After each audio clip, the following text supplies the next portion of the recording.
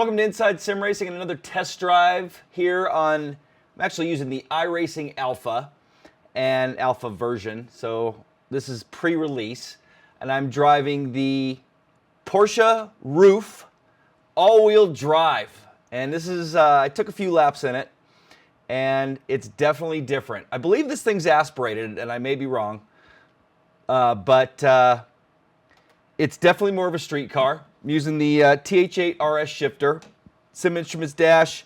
I got the TX racing wheel, 458 Italia with the GTE rim on, and Sim Vibes running.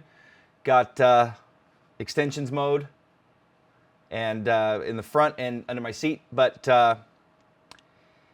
this thing is definitely different. I'm at Daytona Road Course. Figure it's fitting. Got the 24 hours of Daytona, or 2.4 hours of Daytona coming up. Not using this Porsche in the 2.4. They're using the, turn this down a little bit so it's not too loud.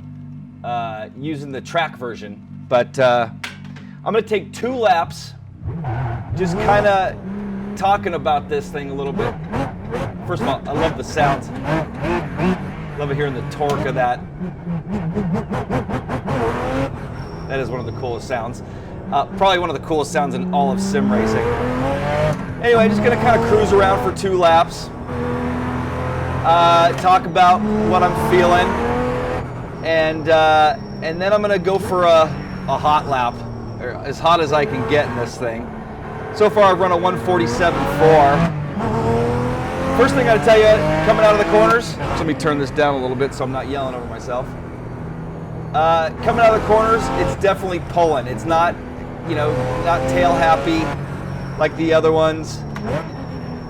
And then the other thing I've noticed is, like, let's compare it to the track version of the car. It does get a little loose, but not like the others. You know, being a street car, which I'm assuming it is, you really have to jump on the brakes on this thing. I'm really having to brake early compared to, say, the track car. Not too many setup options, pretty much just one screen. Definitely nowhere near like what the track has. Next thing I noticed under braking, really quick before I talk about that setup, this thing wants to go in a straight line under braking, so that's telling me it's got forward bias, and you cannot adjust it. So it's definitely more of a street car. So back to the setup, you got tall and short gearing, and I tried the tall and 6th gear was just kind of bogging, so went with the short, and it seems fine. Let's see what I'm topping out here. I'm almost 200 miles an hour, so this thing hauls some you know what. So braking hard into the corner, all the way into turn 1 braking. Hard on the gas there, doesn't really get loose on me or oversteer. A little bit of oversteer hit the bump or the rumple strip.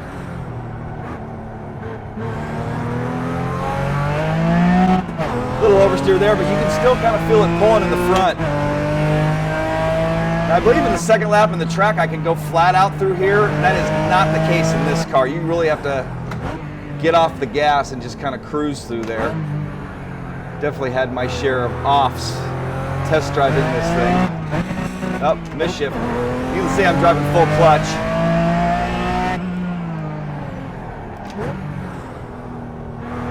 I can get the car to step out a little bit right there on that flat section.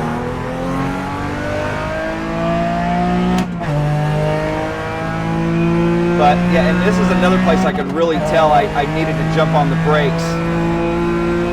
You know, let's say on the Riley, I'm all the way to the 2 marker, or this yellow sign that we can see up here. Here, I'm having to jump on it in 3rd just because, oh, downshift into 4th. Just because the car just wants to go straight. All right, now I'm gonna get a run.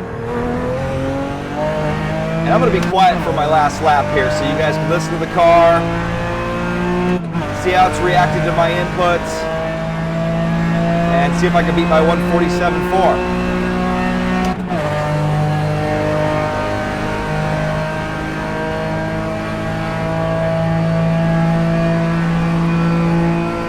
go.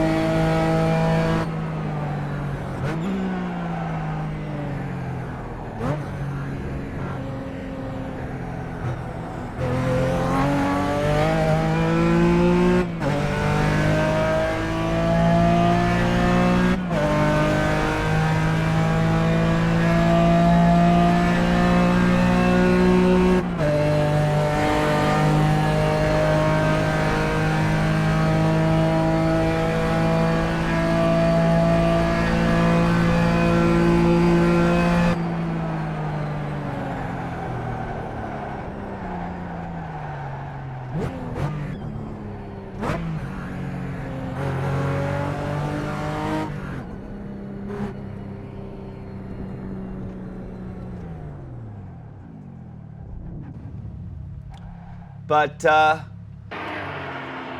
thing's a handful. You know, I wouldn't say it's a handful under acceleration, more under braking and just trying to get it slowed down.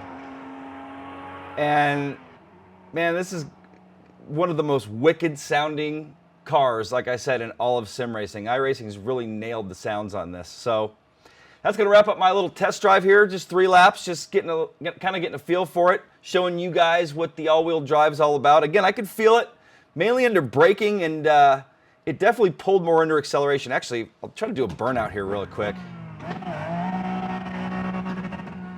Yeah, it definitely doesn't want to get... let's see if I can do a donut. Knocking down some cones.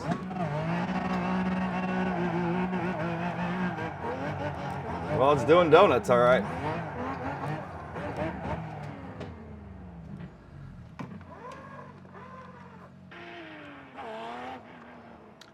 Must be definitely more of a, the torque is put more towards the rear of the car.